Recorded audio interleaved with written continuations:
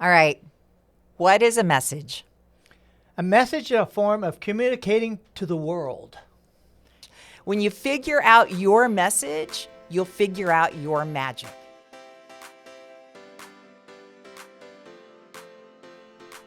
This is Network Today, where we take you from meeting people to Making money. faster. And I'm Sheryl Powers, and I've trained thousands on how to network better. And she is totally awesome. My name is Rob Bliss, and I 10x my business last year through working on being a better networker. That's right. We're both serial entrepreneurs. You can learn through all our failures as then we begin to enjoy the success. So just jump past the failure. Let's get right to the success. So we're in the middle of the 4 pillars. The 4 pillars help you build a solid foundation for a networking house, right? Yes. Because we need to put a roof on the house, we need to put windows in, but you got to have these 4 pillars in place. So what the first 3 pillars? Okay, number 1, Sheryl, is building your community. You've got to have an audience. You've got to have somewhere to begin with. Then, pillar number 2 is build strong relationships. Number 3, we talked about last week, was building trust. And today is building your message. All and your right. message is the marketing. Yes. Right. So but the message actually is born out of, when we were coming up with these pillars, it really is born out of the follow-up.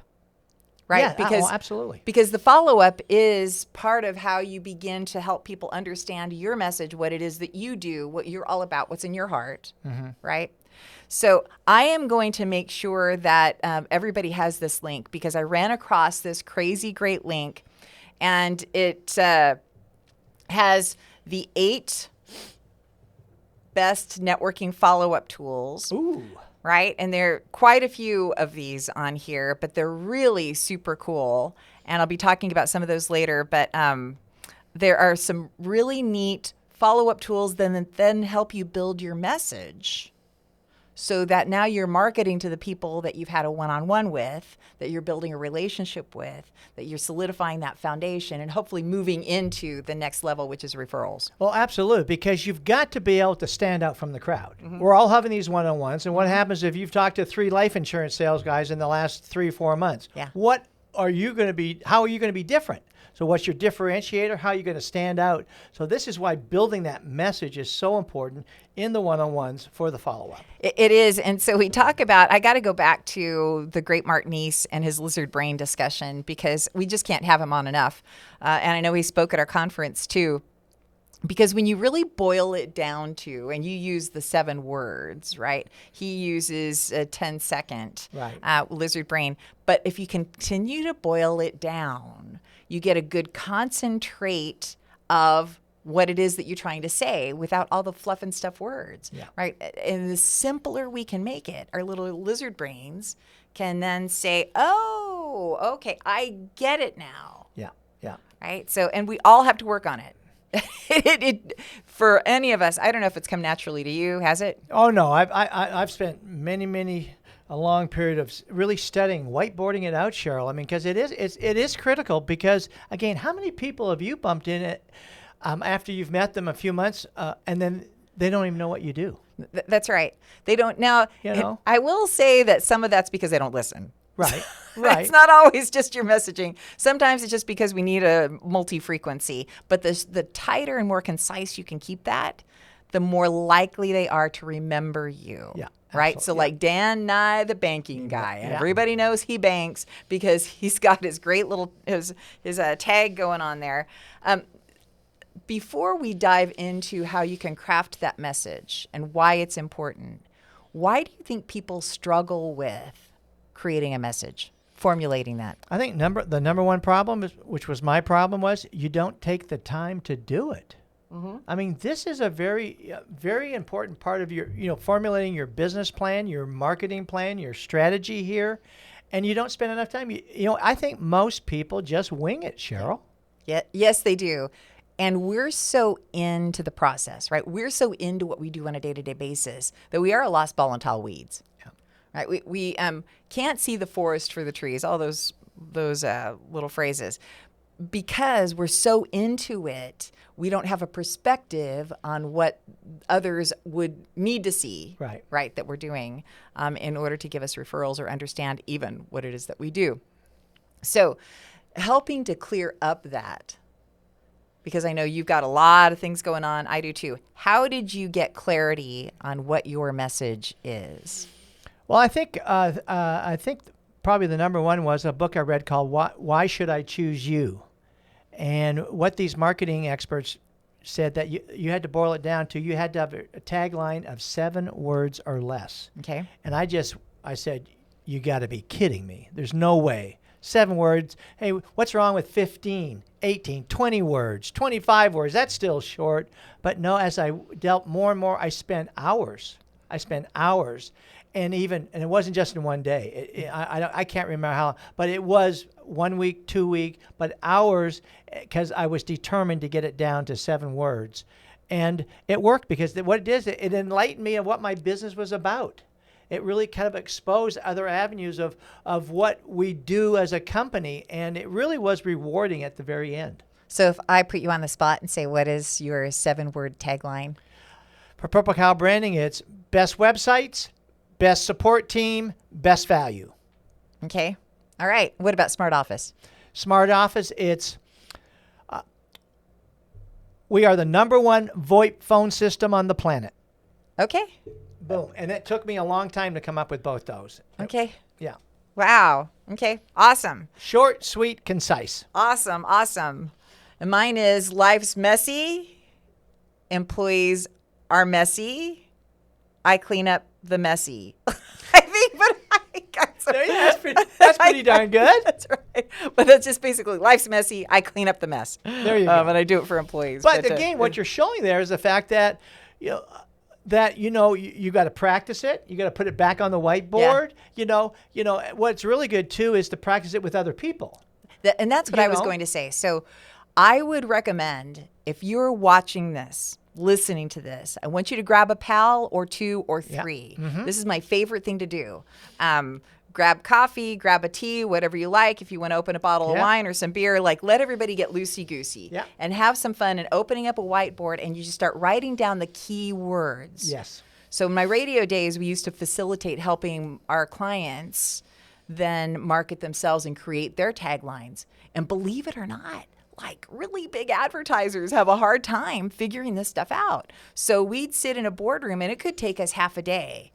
And a full boat of very smart marketing people of list of words. You just want to write them down as fast as you can, and then go back and begin to circle the words that you say, okay, this is as close to what I want to achieve as possible. And then you bring those words together. Yeah. And it's magic. It's like spontaneous combustion. It's a beautiful, beautiful thing. Yeah. So I would recommend that. I highly recommend tapping into great people like Mark Neese and also Paul Hittner. Mm-hmm. So absolutely, part of the messaging is short. Mm-hmm. Before I leave that part of it, when is the best time to use a short message? Well, I think in several areas. I mean, hey, one of the things is when you first meet somebody, when you're riding up the elevator. I think when you meet someone for the first time, I think the short message is the best. Yeah. Because they're not going to get lost in that 30-second commercial. So I think first timers use that short message. Yeah. First timers for sure. I say networking groups. I don't care if they say you have 30 seconds or 60 seconds. Doesn't everybody applaud the one you're going around the room? There are 35 people and they're all like, I can't wait to pontificate because everybody can't wait to hear everything that I have to say because everything I have to say is very, very important. Right. Then the one person comes in and says, my name's Joe. I love to help people swim. Call me. My name's Joe. Yeah. They're all like, yay, Joe, you help people swim. Those are the best. Everybody loves it. We all are much appreciative of the extra time that was bequeathed to somebody else, right? So yielded. I think that's very important. At networking groups, like when there's 30, 40 people there, again, everyone wants to shout out in their 30-second commercial. Yeah. And everyone's, it's going over their head. They're not listening. Yeah. They're texting somebody on their phone. So yeah, keep it short. Less is more, and you'll be less likely to be nervous. Yeah. Yeah. When you don't have all those words that you have to remember, if you just keep it short and concise, you won't have all those like, oh, I'm so nervous, Right. which most people are. That's the truth. Here's the thing. So as then you begin to build that out. So you've gone from the short, the 10-second, and now you do have somebody says, well, tell me more about that. Now you're moving into the 30 and 60-second. Right. How do you craft that? Well, you're preparing your Super Bowl commercial. Okay. And and how do people make their Super Bowl commercial? It takes them months. They have to write a script. They have to, hire content writers. There's so much work involved in that. It takes so much time. We need to do the same thing for that next step, whether it be our 30-second, 60-second. It's very, very important. It's kind of like you only got one chance to do it. Yeah. And so you don't want to lose it. And so, yeah, it makes, practice makes perfect, and every single word counts. It does, but not everybody hangs on every word. So statistically, I think I've heard that most people only hear 1 out of every 3 or 5 words, depending on, how astute they are. But so I like what you're saying, having all these people craft it. But I think once you come up with a 10, so I got to counter that. Okay. I got to say, if you have the 10, you can easily do the 30. And here's the law of writing, at least when I was in radio and we would write commercials. Say what you're going to say. You say it, and then you say what you've said. Because that in 1 30-second or 60-second, now you've got a 3 frequency. There you go. I like that. Right? So you open it up. Hey, life's messy. Employees are messy. And I help with the messy. Okay. How do I do that? By helping the messes stay out of the workplace with our unique suite of non-insurance benefits. Because life's messy, and employees take the messes into the workplace. And what I'm going to add to that, Okay. and I like that, and what I'm going to add to that is that's when you're in your one-on-one, so you've got more time, more relaxed, the person listening to you is more laid back, and then you can even ask a question pertaining to what your 30-second is. So you can engage the person to make sure he did listen. Yes. So, if you're having a conversation, certainly. When you're crafting the other marketing tools, right? So there are different uses of the messaging. The messaging can be used in your introduction. The messaging can be used on an escalator. It can be used on an elevator. Those are 2 different lengths of messages. And they can be used in a around the room networking group. So there are lots of different ways to use the short ones. And then you want to start using the longer ones in situations that make sense for it, that are appropriate. And then you can start using those so you have continuity in your other networking areas. I mean, I'm sorry, your other marketing areas. Okay. Which would be, so outside of the conversation, what are some of the other networking marketing areas that you would use your messaging in? Well, I mean, your brochures, your booklets, your website, it's all content, and content's critical where you have call for actions, where you do your drip email campaigns. So that's where your message is going to be then, sent out to the world. Yeah. And so it's got to be it's got to be right so people will connect with it. Yes, absolutely. And one of the suggestions in some of the articles I was reading, one of those was through Forbes, and that's making sure that you've got a good newsletter. Yes. And the newsletter should say what you're saying. So what comes out of your mouth, what goes out into an email, what's posted on social media, and then what's in writing should all correlate. Mm-hmm. And I have to tell you that I struggle with that sometimes because I forget that, hey, I think we tweaked this, but then I'll send something out and it didn't have the new enhanced, newly beautiful version that I thought was like, oh my gosh, I had an epiphany. But I forgot the epiphany. I forgot to apply the epiphany to something else. Right. So I do forget. So it is important to have a buddy who can help get a second set of eyes on all of that and make sure that there is continuity. Or go hire a really good firm that can take a look at all of the components. Yeah. Because you don't just want one, and it all needs to have a connection point. Right, but here's a cool tool on one of those lists that I'm gonna give you a link to, and this is called. Have you ever heard of BuzzSumo? BuzzSumo, yes, yeah. You have? We use BuzzSumo all the time. You do? Yeah, probably 3 or 4 years ago. So are you still using it or not? Did you toss I'd it? have to talk to my director on that, but Okay. yeah, it's pretty cool.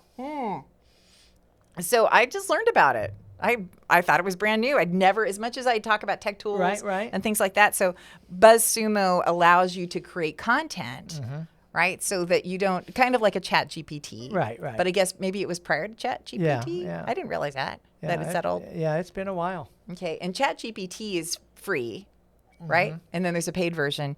BuzzSumo doesn't look like there's a free version. Yeah. Like a free trial, but then it starts at about $1.99 a month, which could be totally worth it if you don't know how to create content. Right. Because what's your time worth? And if you're trying to figure out all the coming up with the content, BuzzSumo could be totally great. But it looks like it's a really cool platform that then helps integrate that messaging and pull other content items from other places to create. So you really liked it? Yeah. Okay. Well, I know Kinsey did. She used it for a couple of years, and Okay. So I need to take a reminder of, are we still using BuzzSumo? Using BuzzSumo. But the other reason that I thought that this was cool is part of the marketing too is a reconnection point with other people. Yeah. Right. So maybe you're like, I just need to reconnect with this person, and I don't know what to say. Well, an AI component like a BuzzSumo, apparently, or a ChatGPT, it helps find content for you. And then you could say, hey, I just found this, or here's a really neat article. Right. And it's pulling that and sending and allowing you then to send something that's pertinent. Right. And so I need something that's going to help with that. So, okay. All right. Was Good that- stuff. Good stuff. What do you think we nailed the messaging part down?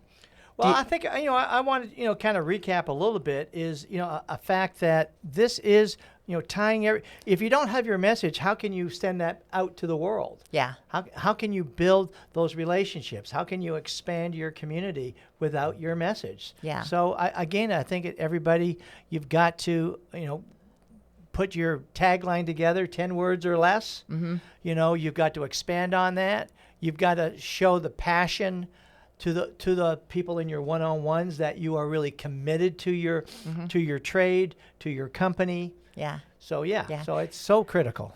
And to that point, so I'm going to give my closing tip here. Okay. And this is really for people who work for an organization.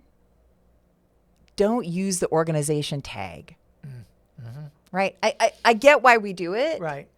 But if you're out networking, you're trying to sell yourself. You have to sell yourself first. So find a way to have your unique self position tie in with what it is that you do.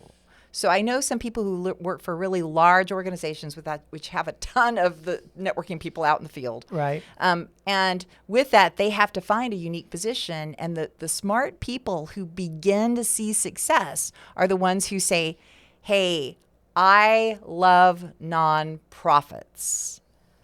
This is what I do for nonprofits that nobody has the background that can fuel the nonprofit discussion and help them like I can. Yeah. Do you know what I mean? Am I saying that right? So No, absolutely. So in your messaging, even if you work for a large corporation or it's a really highly what's the word I'm looking for? It's an overdone industry. Financials, insurance. Real estate. Find a unique position for yourself instead of I just sell homes. How about homes for widows? You know what I mean? Mm-hmm. Because I was one and I love them. All right, what's your tip? I think my tip is, I think the content, the strategy involved to make you stand out, like you're saying, is you've got to practice getting your tagline down in 10 words or less, so that people will hear it. Mm-hmm. And I think the whole process, though, is so important. Mm-hmm. So, that's my tip. 7 words, 10 words or less. Yeah, so my 10-word one, and this is it will tie back to the first pillar, and that was that, so I help those who aren't offered or can't take advantage of the benefits that are being offered, right? All of a sudden, when I kind of boiled it down to that, then it will go back to that first pillar, which is community. So when you're in those community situations, then people say, oh my gosh, I know somebody you need to know. Right. More quickly. Yeah. As opposed to, well, okay, let's sit down and let's try to figure this out. Right. It will help this whole process just begin to speed up. Yeah. And you'll be like, Rob and Sheryl, thank you so much. I've learned so much, and I'm doing so good now. So there we go. All right. Let's wrap it up. That's right. So these are the 4 pillars. Go back and review the other ones. Yes. We really felt strongly about this. We've got some great shows coming up. Some really, really important. And I think we're going to be revisiting some from the past year that we need to build out because there's just some really, really new hot things that have, discussions that have come out of that. So, any closing words before we close? Study the 4 pillars.